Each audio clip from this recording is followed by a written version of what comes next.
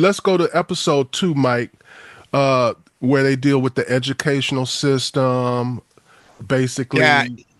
episode 2 for me was depressing. And maybe this is a problem with Mike again. So I'm laying the blame on me.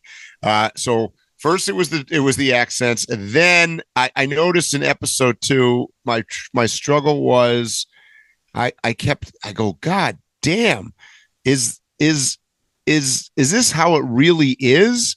Because I don't know about you, Phil, but I was so depressed in this school. Like, the kids were mean. They were um it was like it was like did the school remind you of a prison?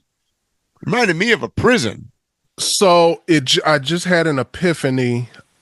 You don't have any kids, and That's if right. you did, they weren't recent. No. Anybody around my age or younger who has children is going to totally relate to everything in here because this is the current educational system. I've told Which you a is million bad. times, I literally had to move to another state. The reason why we live here is because where I was living, the school system was so horrible. What you saw was the British version, but it's Oh, congruent with what's going on here for in sure. America. Super I depressing. they showed the teacher coming in late, and when he came in, he was anxious to start a video, and the kids were anxious to start a video. They did not want to interact really. Right. When they cornered him, he was like, somebody needs to have some sympathy for me dealing with these kids. So it's like the kids are messed up, the teachers are messed up, the educational system is messed up, the parents are relying on the educational system to parent their kids. Yep. And So it's when they introduce to you sort of for the first time the social media factor and the way that the kids are interacting with each other, and the you start getting the conflict, if you will, which obviously in this case led to a murder, but you start seeing the conflicts in the school between not only just I'll give it on a couple levels, just kids in general, but kids and the teachers, kids and the parents, and you get a sex conflict here between males and females too. right. And I witnessed this. My daughter will be 25 this year.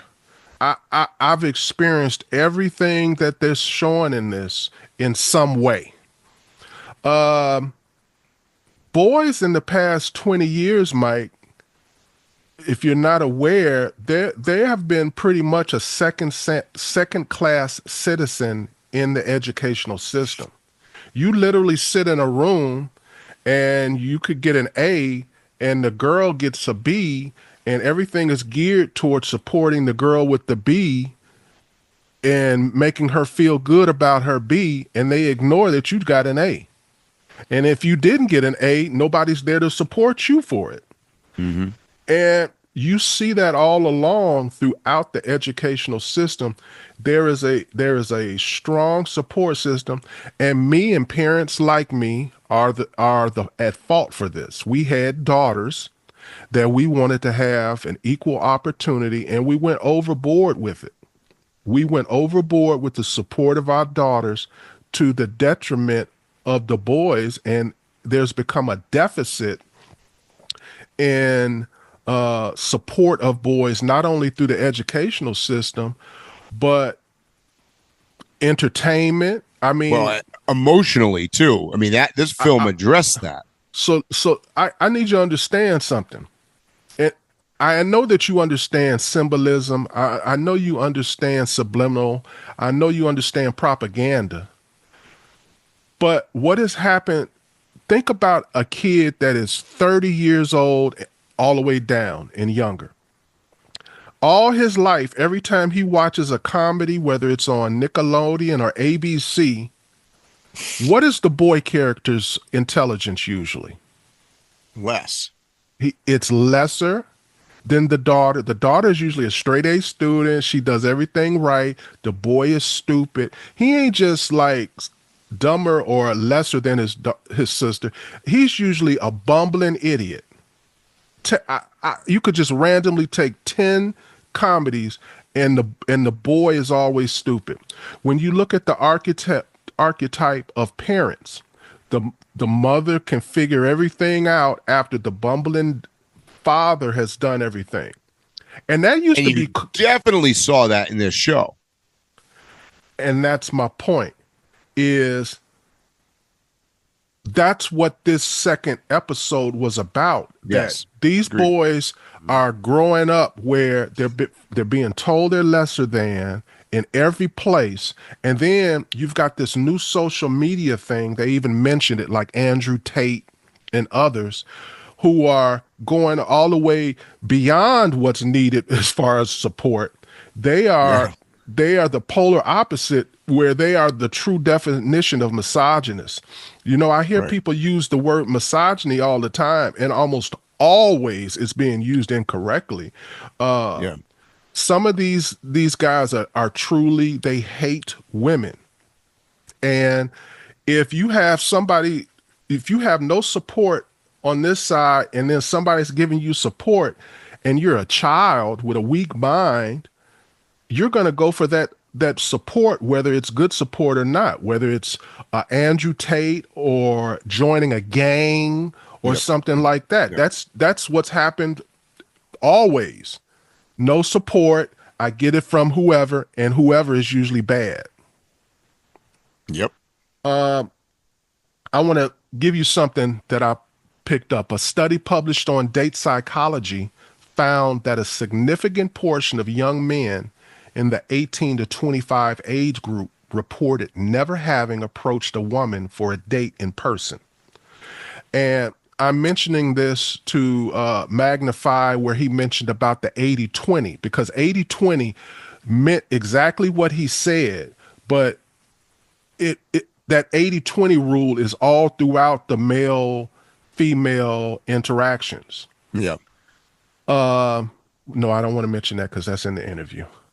And it also touched on the Me Too movement. They were basically showing how there's a frustration amongst boys, maybe even men, where I've been basically bridled by society in my masculinity through this Me Too movement. I can't even act normal because there's numerous situations where a woman just don't like that you're masculine, and she will use rules, regulations, laws, what situations to destroy you. I can think of one that we saw where it's a company that's predominantly owned and run by women, and a guy had a misstep. He really did. It was a true misstep. He did wrong. So I'm not denying that. But it wasn't of the magnitude that it was made into. It was only made to that magnitude because it was done toward a woman. And they didn't just let him go. They drug him through the mud. They squeezed an apology out of him. And once they got the apology out of him, they flicked him away, and they tried to ruin him. And you know who I'm talking about. Yep. And I've seen that type of thing happen in the workplace. I've seen that happen I've just seen people at a dinner table or at a gathering, and it's men and women arguing, and women will use that Me Too dynamic to bridle the men. So it's a frustrating thing that when you have interactions male to male, well, if I don't like what you say, I'll slap the shit out of you, and you know Yeah. it.